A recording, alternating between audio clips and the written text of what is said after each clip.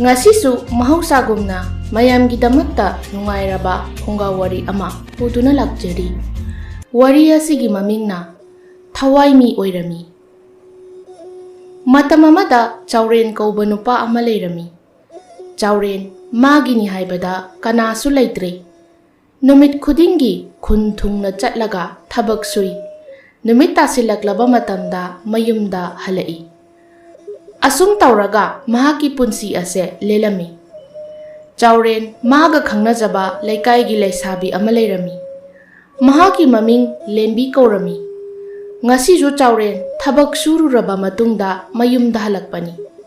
Mahakna asum chatpada leihau pambi hauba mapa amakhak hek landuna chatlami.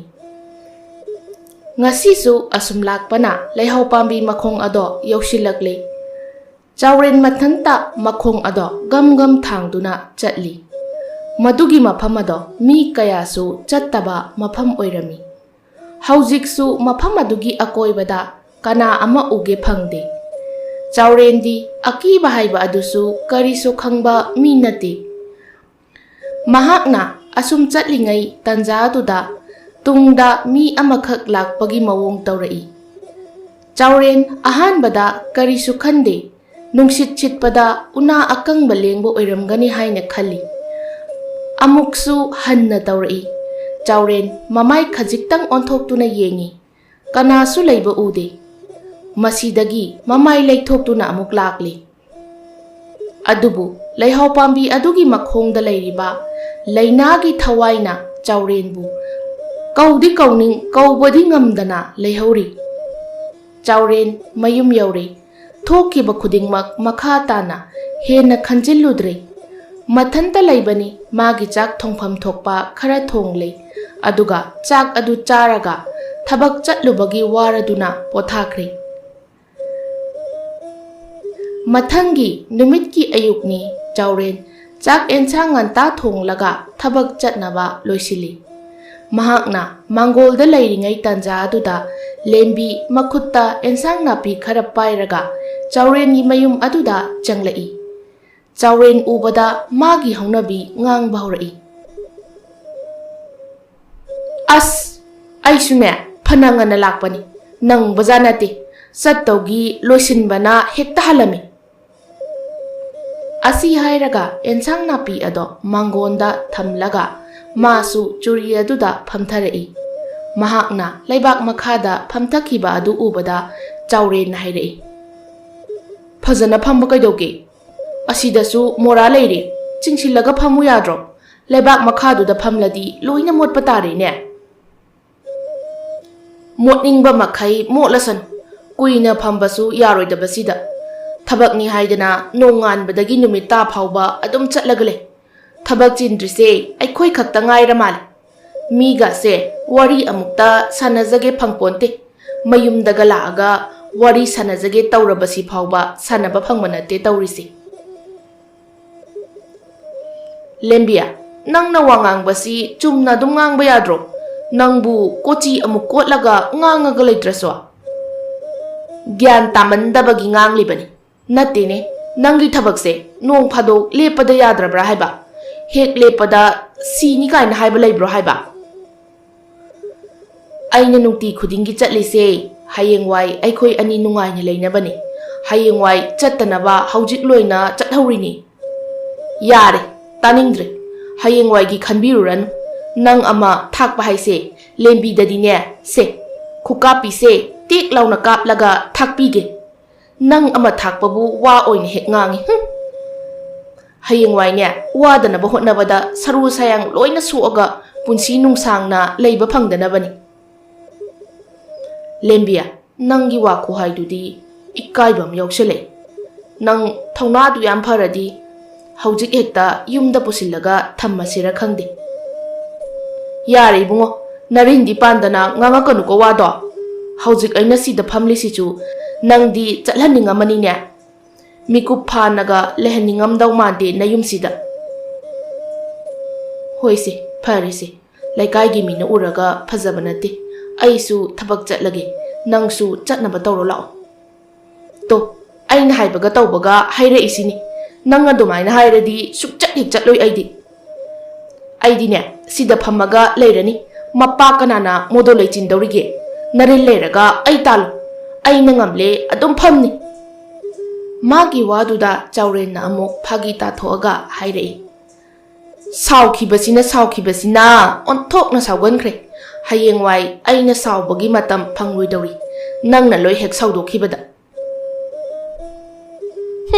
adumaina dum hairage hek layu nangdi hoise farese ai thengi chatnaba tawragi thengna chatladi thengna halakpado yum yoraga amuk chak thongbanina aingondasu pharak taina tawbani aduna nganna chatpaneba nganna chatlaga nongmagi tawpham thokpa ado tawraga nganta lakpana phai haiba nathantagi chakpu aina thonglaga thilage haibasu yade wangang basu yamna wai nangse ainane hauzik sak thongise hayengwai nang sak thongdanabani ni apangbi ho aikhoidi adum pangjarage thabak wana chatlaga amuk halaaga sak thongaga chabado waramni nungaite khanbi bewani wahaiduna penjareda henjinnasu khanbirunu kaino nangna pura isibo lembina pura iba ensang napi aduda haiphet yenglaga hairakpani chawrena lembi su chawren gi mi engpham adomda haifet tanaraga yenglaga hairei yengaga khangani yare chatlo imungda pusilo thabak thenge haidaina thokna batawrase hoi ngahangai ramo aduda chawren ensang adu puraga imungda changkhre ensang napi ado thamnuraga thorakli makhoi ani punna thokminare thongal phauba thoklakpa duda lembi na hanglai kayam kuina sumaina koi chat khidoino matam kharadi chatkinida ado halakpada khara cheksilo nangna phawraga lakpa lehau pambi hauba makhongdo mayamna kaino yamna hainabani chawren hairiba wado henjinna khanjinda hairei hoise phare ithanta chatpasina kaino mayam amasu haijinbire nangsu chatlo aisu chatlage hoi chatlage aisu lembi su chatkre chawren su thabak chatli ngasi nongmagi thabak suba loisilakle thabak loirakpa duda thabak suminaba chawren gi mamanaba aduna hairei ha thabak suware mayam ngasi di khunka gi ine sakhi gi dak macha amamam pairusidana makhoi thabak suminaba mayam maraktagi amana hairei yai kaino pairusi sangdabasu kuire ngasidi thabak yamna henbagi wasu yam ware mayam punna yare hairaga chawrenna tuminna leiba aduda mamanaba amana hairei chawren nang su chatlusidana satlaroida aidi isa su yamna ware matam su thengi kona oina pulap pullasi mata as nong phadok haibasida kaidorage kuk chatlasiba lamdo aigidi yamna lape yumdasu mi leibanate aduna haibane noi sauranu nongma matang saba mada pullasiba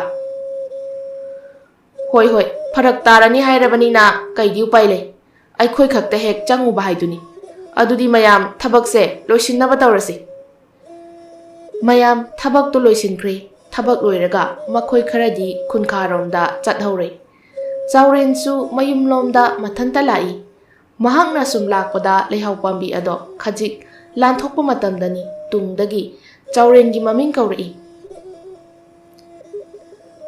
ta chawren su ising sengna tabana mamai onthorei lambi aduda nupi macha ama leptuna leirami chawren manadi kanano haiba khangdre nupi macha ado harauna chensilai ta chawren su nupi macha duda yenglaga hairei kaidorei bema kari hange haibano nangbo ta chawren thabahal aba hala e kai haininge kaishu hainingdeda asi hairaga harauna mamai ado amuk onthoklaga chatkre Chaurensu ngaihak asum yenglamlaga mamai ado onthorакli. Onthokpa angangnida numidang taraba matamsida kanagi masano su khangde. Thabak halaaba hangbagi thawoina kauraga lephalibasibo kayada mathong chadrino ne. Wakhal ahenba khanjinda mayum tamna lagli. Somda Chaurena mamai hek onthokhibaga nupi macha adusu masa pumba swai mangkhre. Mami samkhre. Aduga leihau pambi adugi masa amada phamlaga yanthariba makhong anido hairaga harauna leiri. Matam kuina asigi tanja se aina ngairakpani. Aigi thawai ase santi soidana phanglani. Mahakna aibu uba ngamle. Asi hairaga noi. Somdana Chauren mayum yaure chak ensang thongle aduga chare. Tumlamdai matam aduda ngasai thodok ado haiphet lamsilai. Matam sungja chadine ngasai tawriba thabak to. Adugi su mathakta mayamna hainaba lehau pambi adugi makhongdani ne. Kanagumba ama oirabadi nupi macha adu ubada pakhatpa phawba yaribani. Matamdi chadese kadaidagino maramdi chadese kadaidagi angang oirabajanu. Adusu ayuk nungthin nataba numidang aduda khangdreda. Sura sangba mahondoi asangba sor aduda chamamnaba wakhal pumba loina yawhankhre. Numit adumadi tumthakre. Mathangi numitni Chaurel thabak nganna loisillaga chatli. Mahakna chatpada lehau pambi makhong aduda yengi. Mafam adawaido yum sutade. Ngarangi nupi macha do ubra haina yengbani. Ngaihak yengbada udrabaduda thabak suba amuk chatkre. Thabak suba halakpadasu Chauren akoiba do haiphet yengi. Kana amata leiba udrabaduda amuk chatpa hawi. Satpa khajik hek haubaga tungdagi amuk kaurei. Ta Chauren. Chauren mamai leithoi ngarangi nupi macha aduni. Nupi macha adusu harauna chensillaktuna Chauren gi nakta lepi aduga hanglai. Ta Chauren thaba hala aba. Hala e. Ngai khoibema nangdi kadaida chatluiba numidang sida nangbo. Aira asida thabak ama lakpani. Asi hairaga nupi macha adu sorok aduda chatpa hawi. Chauren su chatli.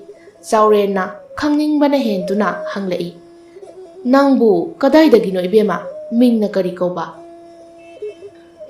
Aigi mingla laina kawi.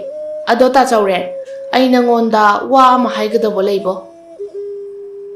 Kari wano adu ngaikho nangna ai masa khangise kamaina no aidi nangsu khangde. Sum lambi sida sathok chasin tawba aduda khangmane. Adu ta Chauren kona wari sarase ai mafam yaure changhaurage.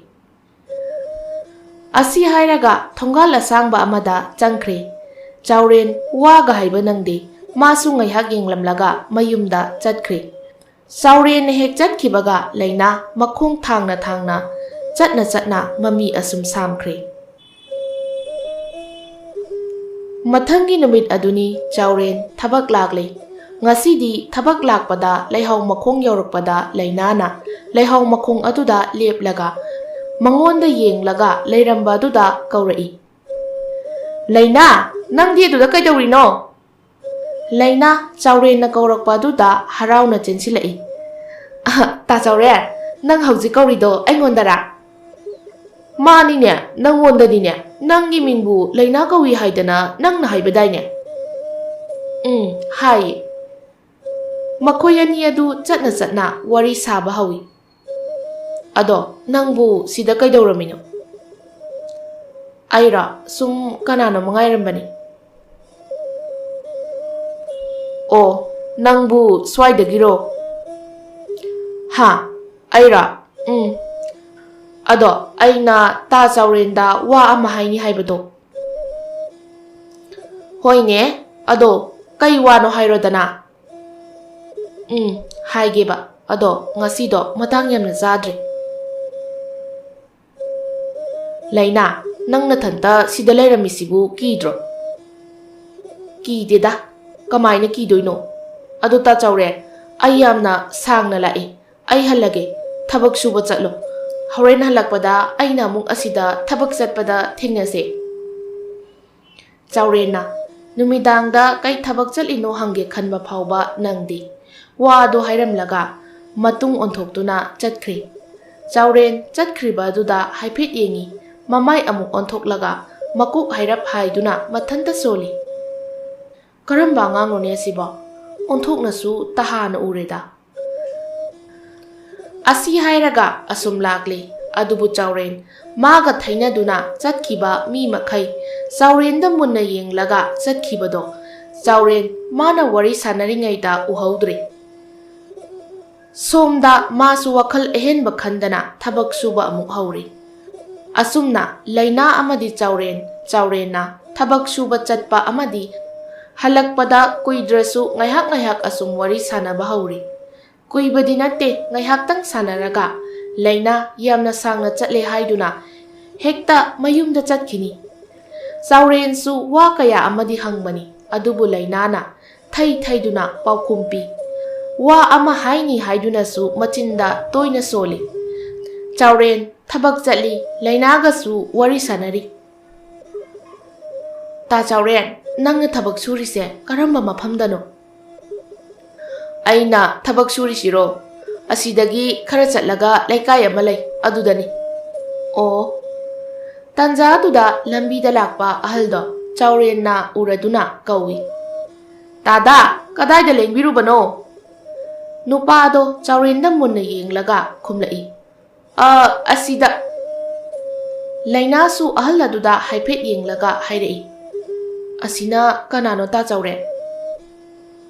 Asiro aikhoi leikaigi ahalnida. Ado ta chauren, ai yamna sangna lagle hallage ko. Asi hairaga hankre, chaurensu magi thabak suba chatkre. Somda chaurenga thengnakiba ahal aduna mathanta soli.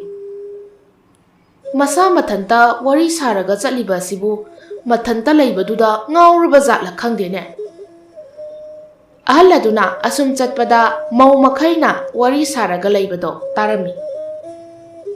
Khangde bema kanagabu wari sarino khangde. Masa mathanta pangangda ngangi ngauraba zatla khangde madugi angangdu. Chaurengi wa natro noina sanariba adubo natradi kanagi oidorige. Pakhum khumlakiba mau aduna hairei. Aisune angang makhaina pau tamba matamda thajadiye. Ado nahandi ai imit maksina mana mathanta wari saraga chatpado urabani. Kainu haisiba aingondadi wakhan itatana adum kawida. Warisu adum sai kamai tawrino? Aikhoisu khangdiye wakhal adumsu taba male aduga mathanta su wari adum sane mathanta mayumda adum leiba aduda ngaurabra khangde maiba ama tanaraga yengthokhalasira. Aisu adumna khalini heloinaga chenbo oiramladi angangse ifa phana manglaga toklani. Hera jut chadaba wase adum hek ngangladawni. Heloina chelaga asigi phibam asida leigadra wani. Kanana khangnya yum kaida pangsanga changaga chenbe heloi khuchen oiraswa. Mau makhaina sanariba wari aduda ahal amana ngangba haurai. Yare noigi wari do loisilo. Mi se noi meyam changdana angawba semdawre. Chatlo nasagi na thautawruro. Ngang khraponi masigi ahal sina marolama. Aduni bema asigani aina leirise. Kokse ngaihakta ingba nate adum hek nganglaga leidoini. Hai thabak ingkhang do loisiluso haibanida masibu ngangba kaubro. Ho thabak loisilagane aina laise. Aikhoisu khangi kaidawrage thabak subagi ware haidana ngaihak pothaba lainia. Pothani noi. Asi hairaga ahal adudi changkhre. Somdana chaurengi pawadu angang amana puraktuna lembigi nakongsu yaure. Chelembia ta chaurendo laikai gi mi meyamna ngaure haidana loina ngangna hawe. Kainu nawba nanu ngangli do. ꯑꯣ ꯇꯥ ꯆꯥꯎꯔꯦꯟꯗꯣ ꯂꯩꯀꯥꯏꯒꯤ ꯃꯤ ꯃꯈꯩꯅ ꯂꯣꯏꯅ ꯉꯥꯎꯔꯦ ꯁꯣꯟꯅꯍꯧꯏ ꯍꯥꯏꯕ꯫ ꯂꯦꯝꯕꯤ ꯍꯥꯟꯅ ꯈꯖꯤꯛ ꯈꯖꯤꯛ ꯑꯣꯏꯅ ꯄꯥꯎ ꯇꯥꯔꯕꯅꯤ꯫ ꯅꯥꯎꯕꯅ ꯍꯥꯏꯔꯛꯄꯗꯨꯗ ꯍꯦꯟꯅ ꯊꯋꯥꯏ ꯌꯥꯎꯅ ꯍꯪꯂꯛꯏ꯫ ꯀꯩꯅꯣ ꯅꯥꯎꯕ, ꯅꯪꯅ ꯍꯥꯏꯔꯤꯕ ꯋꯥꯗꯣ ꯑꯩꯉꯣꯟꯗ ꯆꯨꯝꯅ ꯑꯃꯨꯛꯇ ꯍꯥꯏꯔꯛꯑꯣ꯫ ꯑꯁ, ꯑꯁꯨꯛ ꯌꯥꯝꯅ ꯆꯨꯝꯅ ꯍꯥꯏꯔꯕ ꯋꯥꯁꯦ ꯆꯨꯝꯅ ꯍꯥꯏꯔꯛꯑꯣꯅꯦ꯫ ꯑꯗꯨ ꯀꯩꯅꯣ, ꯑꯩꯉꯣꯟꯗ ꯐꯖꯅ ꯋꯥꯈꯜ ꯇꯥꯅꯕ ꯑꯃꯨꯛꯇ ꯍꯥꯏꯔꯛꯑꯣ ꯍꯥꯏꯕ꯫ ꯑꯣꯅꯦ, ꯇꯥ ꯆꯥꯎꯔꯦꯟꯗꯣ ꯃꯊꯟꯇ ꯋꯥꯔꯤ ꯁꯥꯟꯅꯩꯌꯦ꯫ ꯑꯩꯁꯨ ꯅꯣꯡꯃ ꯎꯔꯦ꯫ ꯃꯥꯅ ꯃꯊꯟꯇꯀꯣ ꯋꯥꯔꯤ ꯁꯥꯟꯅꯔꯒ ꯃꯥꯒꯤ ꯊꯕꯛꯇꯣ ꯆꯠꯈ꯭ꯔꯤꯕ꯫ ꯅꯦ, ꯑꯩꯈꯣꯏꯒꯤ ꯏꯅꯦ ꯍꯣꯏꯅ ꯁꯥꯟꯅꯕꯗꯤ ꯂꯩꯍꯥꯎ ꯃꯈꯣꯡ ꯑꯗꯨꯋꯥꯏꯗꯣ ꯌꯧꯔꯛꯄꯗꯅꯤ ꯍꯥꯏ꯫ ꯑꯩꯈꯣꯏꯒꯤ ꯏꯃꯥꯟꯅꯕꯈꯩꯅꯁꯨ ꯎꯔꯦ ꯍꯥꯏ꯫ ꯑꯗꯣ ꯅꯪ ꯈꯪꯗ꯭ꯔꯕꯣ? ꯀꯩꯅꯣ ꯅꯥꯎꯕ, ꯃꯤꯅ ꯍꯥꯏꯕ ꯋꯥꯗ ꯄꯪꯊꯥ ꯊꯥꯖꯒꯅꯨꯀꯣ꯫ ꯉꯥꯎꯔꯕ ꯃꯤꯗꯣ ꯂꯩꯀꯥꯏ ꯑꯃ ꯇꯥꯅ ꯊꯕꯛ ꯁꯨꯕ ꯆꯠꯀꯗ꯭ꯔꯣ? ꯃꯌꯨꯝꯗ ꯍꯜꯂꯛꯑꯒ ꯆꯥꯛꯀꯗꯣ ꯊꯣꯡꯉꯒ ꯃꯁꯥꯅ ꯆꯥꯒꯗ꯭ꯔꯥꯕ? ꯑꯦ, ꯑꯗꯨꯗꯤ ꯑꯩꯅ ꯈꯪꯕ꯭ꯔꯣ?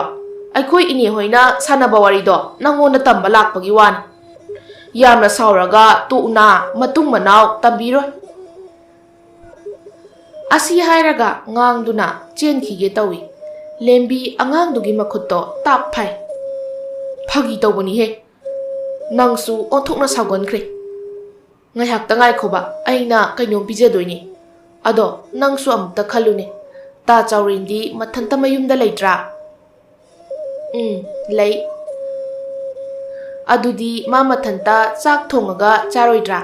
ꯆꯥꯛ ꯆꯥꯗ꯭ꯔꯗꯤ ꯃꯥꯅ ꯅꯨꯡꯇꯤꯒꯤ ꯊꯕꯛ ꯁꯨꯕ ꯆꯠꯂꯤꯗꯣ ꯆꯠꯄ ꯉꯝꯂꯣꯏꯀꯣ?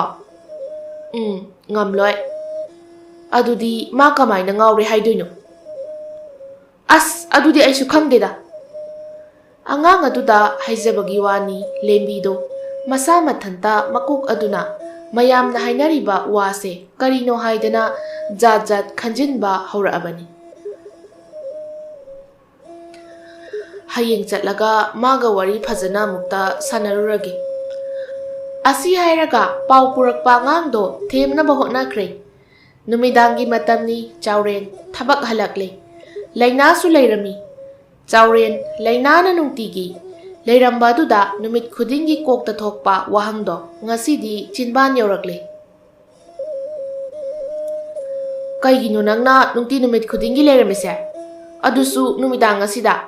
ꯃꯅꯥꯛ ꯅꯛꯄꯗ ꯌꯨꯝꯁꯨ ꯑꯃꯠꯇ ꯂꯩꯕ ꯎꯗꯦ꯫ ꯀꯗꯥꯏꯗꯒꯤꯅꯣ ꯍꯪꯕꯁꯨ ꯁ꯭ꯋꯥꯏꯗꯒꯤ ꯍꯦꯛꯇ ꯍꯥꯏꯔꯒ ꯑꯇꯣꯞꯄ ꯑꯃꯠꯇ ꯍꯥꯏꯗꯦ꯫ ꯅꯃꯥ ꯅꯄꯥꯒꯤ ꯃꯃꯤꯡ ꯍꯥꯏꯌꯨ ꯍꯥꯏꯁꯨ ꯍꯥꯏꯗꯦ꯫ ꯅꯪꯅ ꯇꯧ ꯁꯥꯕ ꯑꯃ꯫ ꯂꯩꯅꯥꯗꯣ ꯆꯥꯎꯔꯦꯟꯅ ꯆꯩꯕꯣꯏ ꯀꯩꯕꯣꯏ ꯍꯥꯏꯔꯛꯄ ꯑꯗꯨꯗ ꯅꯨꯡꯉꯥꯏꯇꯅ ꯍꯥꯏꯔꯛꯏ꯫ ꯇꯥ ꯆꯥꯎꯔꯦꯟ, ꯑꯩ ꯅꯪꯉꯣꯟꯗ ꯋꯥ ꯑꯃ ꯍꯥꯏꯅꯤ ꯍꯥꯏꯔꯤꯗꯨꯗꯤ꯫ ꯑꯗꯨꯗꯤ ꯀꯩ ꯋꯥꯅꯣ ꯍꯥꯏꯔꯣꯗꯅ? ꯍꯥꯏꯅꯤ ꯍꯥꯏꯔꯒ ꯍꯥꯏꯁꯨ ꯍꯥꯏꯗꯦ꯫ ꯌꯥꯔꯦ, ꯀꯣꯟꯅ ꯍꯥꯏꯔꯒꯦ꯫ ꯑꯁꯤ ꯍꯥꯏꯔꯒ ꯆꯪꯈꯤꯒꯦ ꯇꯧꯏ꯫ ꯆꯥꯎꯔꯦꯟꯁꯨ ꯅꯨꯡꯉꯥꯏꯇ꯭ꯔꯗꯨꯅ ꯑꯃꯨꯛ ꯍꯥꯏꯔꯛꯏ꯫ ꯉꯥꯏꯈꯣꯅꯦ, ꯑꯩꯅ ꯍꯥꯏꯕꯗꯤ ꯑꯌꯨꯛ ꯅꯨꯡꯊꯤꯟ ꯑꯣꯏꯔꯒꯗꯤ ꯐꯔꯦ꯫ ꯅꯪꯅ ꯅꯨꯃꯤꯗꯥꯡꯁꯤꯗ ꯁꯨꯃꯥꯏꯅ ꯂꯩꯔꯝꯕꯁꯦ ꯅꯨꯡꯉꯥꯏꯇꯦ ꯍꯥꯏꯕꯅꯤꯅꯦ꯫ ꯍꯣꯏ, ꯍꯌꯦꯡꯈꯩꯗꯤ ꯂꯩꯔꯝꯃꯔꯣꯏꯒꯦ꯫ ꯊꯦꯡꯉꯦ, ꯆꯠꯂꯒꯦ꯫ ꯂꯩꯅꯥꯗꯣ ꯆꯠꯈ꯭ꯔꯦ꯫ ꯆꯥꯎꯔꯦꯟꯁꯨ ꯁꯣꯔ ꯑꯁꯥꯡꯕ ꯑꯃ ꯍꯣꯟꯗꯣꯛꯂꯒ ꯂꯥꯛꯂꯦ꯫ ꯈꯔ ꯂꯥꯛꯂꯒ ꯊꯣꯡꯒꯥꯜ ꯑꯃꯗ ꯑꯉꯥꯡ ꯃꯈꯩ ꯂꯨꯝꯂꯒ ꯃꯥ ꯌꯦꯡꯗꯨꯅ ꯂꯩꯔꯝꯃꯤ꯫ ꯃꯥꯅꯁꯨ ꯍꯥꯏꯐꯦꯠ ꯌꯦꯡꯂꯨꯕꯗ ꯑꯉꯥꯡꯁꯤꯡꯗꯣ ꯋꯥ ꯂꯥꯎꯅ ꯂꯥꯎꯔꯒ ꯃꯌꯨꯝꯗ ꯍꯧ ꯊꯥꯗꯅ ꯆꯦꯟꯈꯤ꯫ ꯆꯥꯎꯔꯦꯟ ꯏꯉꯛ ꯉꯛꯅ ꯍꯥꯏꯔꯛꯏ꯫ ꯃꯣꯏ ꯁ꯭ꯋꯥꯏ ꯑꯉꯥꯡꯁꯤꯡꯁꯦ ꯑꯍꯤꯡ ꯍꯥꯏꯕ ꯅꯨꯃꯤꯗꯥꯡ ꯍꯥꯏꯕ ꯑꯃ ꯂꯩꯕ ꯅꯠꯇꯦꯗ꯫ ꯁꯥ ꯊꯣꯛꯄꯗꯧꯅ ꯊꯣꯛꯏꯅꯦ꯫ ꯉꯥꯎꯕꯨ ꯉꯥꯎꯔꯕ꯭ꯔꯥ ꯀꯩꯅꯣ? ꯁꯝꯕꯜ ꯃꯔꯨꯝꯁꯤꯗ ꯀꯩ ꯍꯦꯛ ꯃꯥꯟꯈꯩ꯫ ꯑꯁꯤ ꯍꯥꯏꯔꯒ ꯂꯥꯛꯂꯦ꯫ ꯃꯊꯪꯒꯤ ꯅꯨꯃꯤꯠꯅꯤ, ꯑꯌꯨꯛ ꯉꯟꯅ ꯆꯥꯎꯔꯦꯟꯅ ꯊꯕꯛ ꯆꯠꯇ꯭ꯔꯤꯉꯩ ꯂꯦꯝꯕꯤꯗꯣ ꯆꯥꯎꯔꯦꯟꯒꯤ ꯃꯌꯨꯝꯗ ꯂꯥꯛꯂꯦ꯫ ꯆꯥꯎꯔꯦꯟ ꯂꯦꯝꯕꯤꯅ ꯃꯈꯣꯡ ꯌꯥꯡꯅ ꯊꯥꯡꯂꯒ ꯂꯥꯛꯄꯗꯨ ꯎꯕꯗ ꯉꯛꯅ ꯍꯥꯏꯔꯛꯏ꯫ ꯀꯩꯅꯣ, ꯑꯌꯨꯛ ꯉꯟꯇꯥꯁꯤꯗ ꯊꯨꯅ ꯂꯥꯛꯏꯁꯤꯅ? ꯀꯔꯤ ꯑꯔꯨꯕ ꯊꯕꯛ ꯂꯩꯔꯒꯦ? ꯂꯦꯝꯕꯤ ꯆꯥꯎꯔꯦꯟ ꯎꯕꯗ ꯆꯤꯡꯁꯤꯟꯗꯨꯅ ꯃꯥꯡꯒꯣꯟ ꯃꯆꯤꯗ ꯐꯝꯍꯜꯂꯤ꯫ ꯃꯥꯁꯨ ꯐꯝꯊꯔꯛꯏ꯫ ꯆꯥꯎꯔꯦꯟ ꯂꯦꯝꯕꯤꯒꯤ ꯃꯇꯧꯗ ꯏꯉꯛ ꯉꯛꯅ ꯍꯥꯏꯔꯛꯏ꯫ ꯀꯩꯅꯣ, ꯑꯌꯨꯛ ꯑꯉꯟꯕꯁꯤꯗ ꯅꯨꯡꯁꯤꯠ ꯑꯄꯥꯏꯕꯤꯒ ꯑꯣꯛꯅꯔꯕ꯭ꯔꯣ ꯅꯪꯕꯣ? ꯀꯩꯅꯣ ꯇꯧꯔꯤꯁꯦ? ꯃꯥꯅ ꯍꯥꯏꯔꯤꯗꯨ ꯇꯥꯗꯦ꯫ ꯂꯦꯝꯕꯤ ꯃꯈꯨꯠ ꯌꯦꯠꯀꯤ ꯈꯨꯕꯥꯛ ꯑꯗꯣ ꯆꯥꯎꯔꯦꯟꯒꯤ ꯃꯃꯥꯡꯗ ꯎꯠꯂꯒ ꯍꯥꯏꯔꯛꯏ꯫ Si kayano? Magi mawongduda Chauren ingangakna hairei. Kaino he? Kusa mangani kaino? Ngawrabo nangbo? Kaino ayuksida nangna tawri mayamsibo? Ngawrisibu nanglo airo ha? Nanglo airo? Lembiya, kaino nangna tawri mayamse? Wakhal tana phajana saudabi amukta hayu. Aigise saubu natiye pakhatpane pakhatpa. Lekai miyamna nang ngawre hairise. Nang di karisu khanglam loinya. Ha? Nang bu ngawrabo ha? Kaino ne? Nangga su phajana wari sanariba ibu ngawrabrai. Kaino nangna ngangli mayamdubo? Aduga lekai gi mi khudingna nang ngawre hairise. Kaigino haiba? Kanana harino wane? Aibu moida kaidokhrage? Nangdi nongmadasu lekai da chatabanina lekai miyamna hairiba mayamse karisu khanglam loinya. Aidi asengba khangdabani karino nangna hairibaduba. Lehaw makhongda nangna thanta adum wari sanaina hai. Lekai miyamna nang ngawre haidana loina haina hoi. Lehaw makhongda miyamna su hainaba maphamni. Lehaw makhongda nangna thanta wari sai haise chumbra haiba. Aibu itanda kamaina wari sadaruge wani lembi nangbo. Aduga mayamna hainarise karino haiba. Chaurel wakhalda khali lehaw makhongda wari sanabadi leinani. Aduga leinaga wari sanabagira haina khali. Oo, angang amadi lei aiga wari sanaba. Madi aina thabak chatpa halakpa khudingi lehaw makhong mayada adum leirami. Kaidagi angangno lehaw makhongdo mi mayamna kinari aduga nangna lehaw makhong mayada adum leiramba miga wari sanarini ne ha. Aisune khandi khanbani nupi macha mana aduda dum leiramido karigino haidana. Ado maga aigadi kuina wari sabanate ngaihak khaktani. Nupi su nupi oiriba masakka phajabra nupi macha ama mathong maram khangdana hekta wari saraga nangna hekta harauri ni natra. Taning deda khambali ni kaina matang icha chadana sumdana mayam changdana angaw sem dawre. Kaigi taning dabano nang ngawraba hayeng ne ai maiba puraga lakani bhut ka oiramdana nangbu machet chetlaga chathok pikhrani haiwane. Lembi bema nang nangang thokpasima phana lubawa oirasuna aidi pangok theng nokningi. Ho ngawba hawraiba pangnok ta nokingba phawraido ngawba hawraiba. Yare ai heng lakani adugi nupido hek uraba nang hau thadana chelakadaba khangaba. Ai hauji maiba kawrukige ai chatle. Lembi du chatkre waga makhatana haiba nangre. Saurensu karino haina wakhalda khali. Saka mata sadre. Mapi loisilamlaga thabak subu oina lakle. Mahakna lakpada laikai gi mina mangonda kirup yengi. Sauren hainadaba ama yauksilakle. Makhongdo prap thanglaga lai. Lehaw pambi makhong yauksilakle. Mana lehaw pambi adugi makhongda koilei duna yengi. Kana mata leiba udre. Magi mataudu uba laikai gi mi makhaina. Makhoi masen chiron pangtau da taunai. Makhoi gi mataudu uraga Chauren kuina leibasu ngamda makhong ado tapli thanglaga thabak maphamda chatkre. Thabak suba loirakpa tanja duni amana makhagi khunkhada chatlusi hainai. Chauren na yadri mahak mayumda hanba pami. Adubu handakti mamanaba amana yadri. Kaino da Chauren handakti chatlusi kaino. Mamangdasu nangna adum ngamdana yakhidrabani. Handakti sataba yareko. Itaw, ai pharak tabagi tawbani.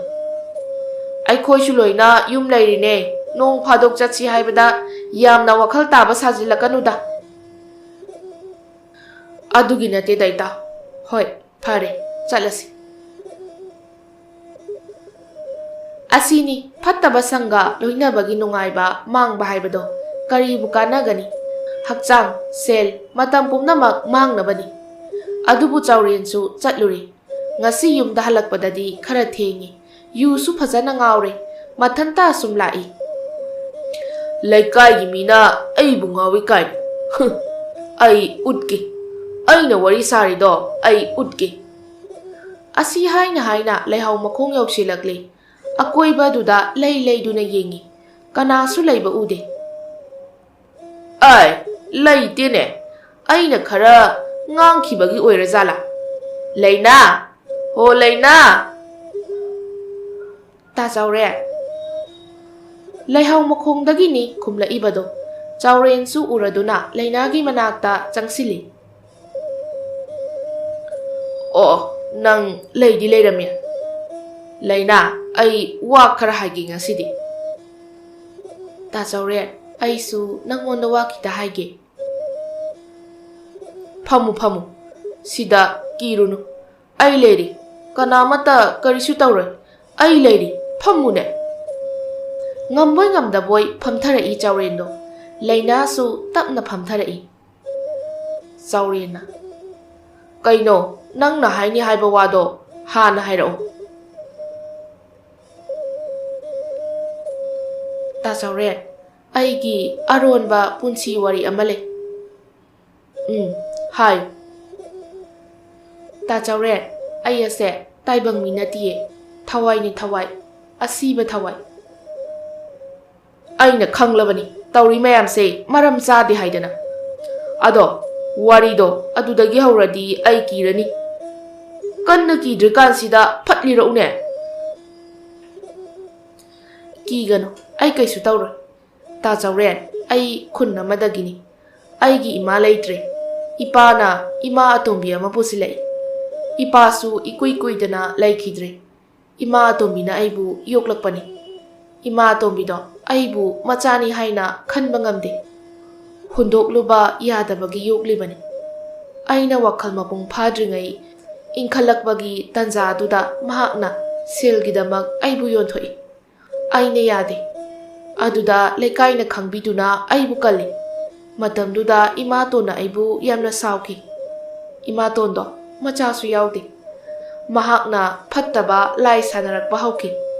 Aingonda mana yekibaduna aibu mahakna hatlaga aigi thawai asina leihau pambi asida yesillaga nanthokpa ngamdanaba thamkibani.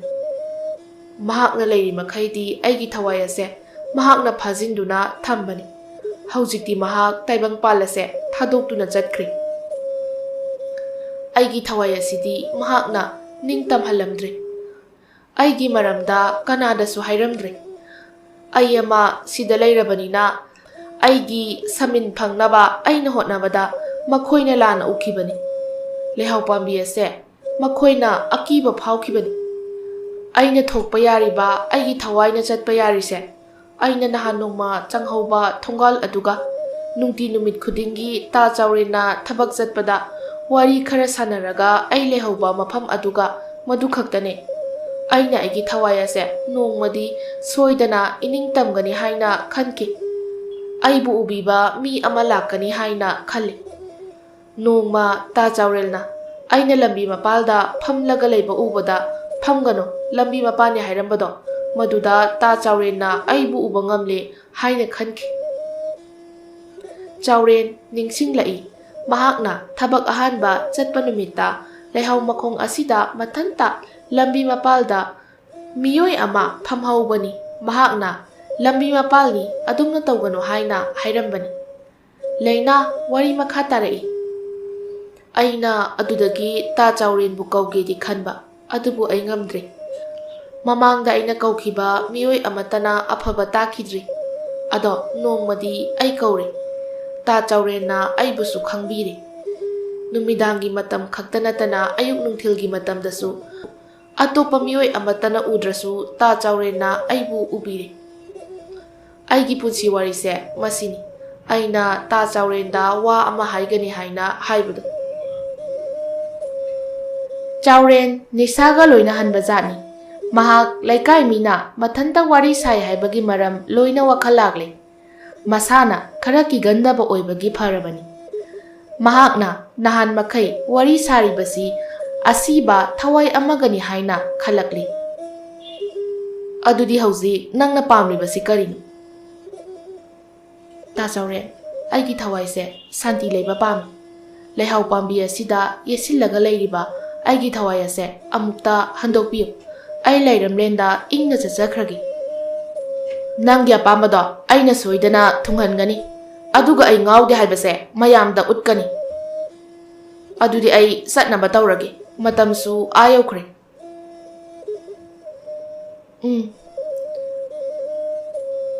ꯆꯥꯎꯔꯦꯟ ꯍꯧꯒꯠꯂꯛꯂꯤ ꯂꯩꯅꯥ ꯀꯔꯤꯁꯨ ꯈꯜꯂꯨꯅꯨꯗ ꯑꯩ ꯁꯣꯏꯗꯅ ꯅꯪꯒꯤ ꯑꯄꯥꯝꯕ ꯊꯨꯡꯍꯟꯒꯅꯤ ꯁꯤꯗꯧ ꯄꯨꯟꯁꯤꯅꯤ ꯚꯨꯠꯑꯣ ꯂꯥꯏꯑꯣ ꯃꯌꯥꯝꯒ ꯂꯣꯏꯅꯔꯒ ꯁꯤꯈ꯭ꯔ ꯂꯣꯏꯔꯦ ꯑꯩ ꯆꯠꯂꯦꯍꯦ ꯂꯩꯅꯥ ꯉꯥꯡꯗꯅ ꯆꯠꯈ꯭ꯔꯦ ꯃꯌꯨꯝ ꯌꯧꯔꯒ ꯆꯥꯛꯀ ꯑꯦꯟꯁꯥꯡꯒ ꯑꯃꯠꯇ ꯆꯥꯈꯤꯗ꯭ꯔꯦ ꯃꯊꯪꯒꯤ ꯑꯌꯨꯛꯅꯤ ꯍꯥꯏꯕꯒ ꯇꯧꯕꯒ ꯂꯦꯝꯕꯤ ꯑꯃꯥꯏꯕ ꯑꯃ ꯄꯨꯔꯒ ꯂꯥꯛꯂꯦ ꯂꯩꯀꯥꯏ ꯃꯤ ꯃꯈꯩꯁꯨ ꯈꯔ ꯌꯥꯎꯔꯛꯂꯦ ꯆꯥꯎꯔꯦꯟ ꯃꯌꯥꯝꯗꯨ ꯎꯕꯗ ꯏꯉꯛ ꯉꯛꯅ ꯍꯥꯏꯔꯛꯏ ꯀꯩꯅꯣ ꯃꯌꯥꯝꯁꯤꯅ ꯂꯦꯝꯕꯤ ꯀꯩꯅꯣ ꯅꯪꯅ ꯇꯧꯔꯒ ꯂꯥꯛꯏꯁꯤꯅ